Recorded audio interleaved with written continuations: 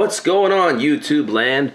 Carbide97 back with another magical, marvelous Transformers video review. Today we're taking a look at Transformers 4 Age of Extinction Deluxe Class Strafe.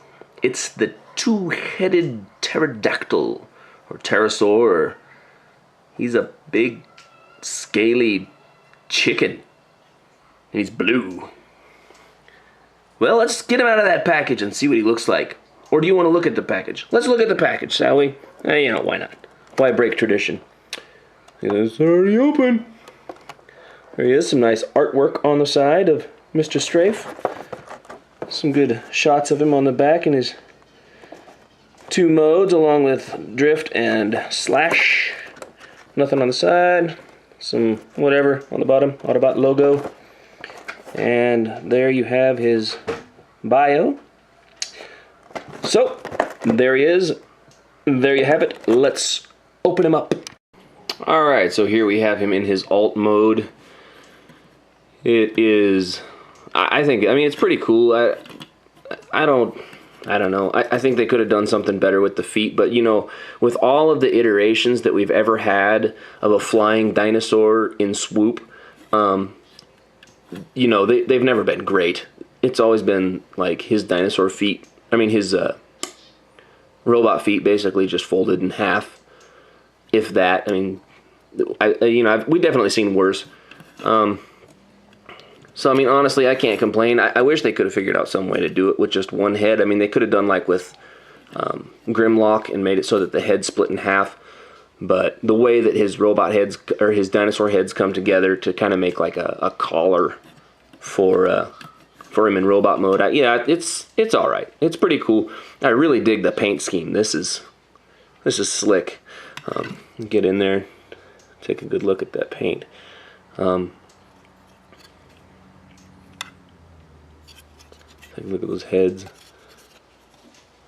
and there is a little bit of decent articulation in the dinosaur mode. His wings, you know, you can open them up so a little wider. Bring them up here. And what you're probably going to want to do is maybe get some fishing line or something like that, or some really fine wire, and string him up so that he's, you know, coming in and I'm gonna get you. I like that his mouth's open. That's pretty cool. One thing I don't like, and I've heard a lot of other people complain about this, I mean, you know, for $10 you can't expect a whole lot, but this giant gaping hole right here, I mean, there's absolutely nothing in there, and it would not have been that difficult to put a pin right there so that this hand would just swivel right in there, and it would have fit. And there's more than enough room in there. It would have looked a lot better than just like, hey, look, I got a fancy pterodactyl hang glider. Cool. Yeah, it can bite you.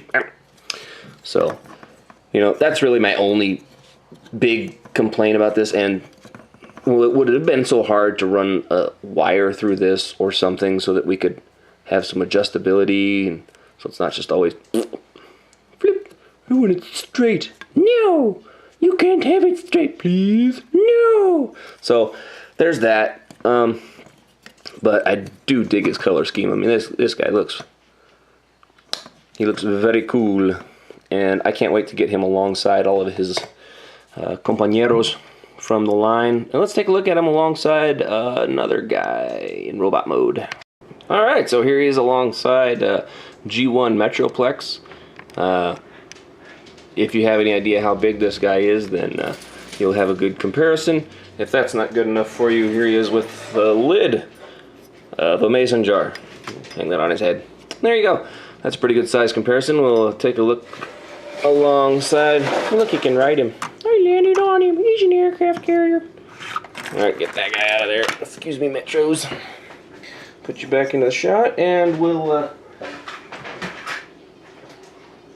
take a look at him alongside Generations Metroplex. So if you have him, that's how big he is compared to that guy. Okay? Alright, I think that's pretty good. I'm not going to put him in vehicle mode because there's no room in the shot. But there's his foot. Okay? Maybe I'll get a good shot of him in his hand or something for you. Just for entertainment purposes. So here we have him alongside Scorn, and alongside the Slag. I don't care what you say. His name's Slag. And there he is. And those guys look really awesome together. Alright, so there's that. Let's go ahead and put him into robot mode, shall we? So there he is, and I'll get him all armed up and take a final look and give you my final thoughts. So, final thoughts on this guy. I would say he is very okay. I mean, honestly, you know, for a serious collector, he's not going to be something that you're going to be displaying on your shelf for any significant amount of time. He's not going to be something to be writing home to mom about. But, you know, he would be a great figure. I would feel very comfortable giving this to a young collector, somebody to get their collection started. He does have an interesting aesthetic. I'm not going to say that it's my favorite. None of these guys from the movies have been overwhelming to me to the point where, you know, I had to spend an absurd amount of money to get them. If you can find this guy below $15, I would say he's worth a look at. Pick him up. Above that, he would be a great toy. He'd be fun to play with. But like I said, not a collector's item by any stretch of the imagination. But he does have a cool night motif, if you're into that sort of thing. Michael Bay.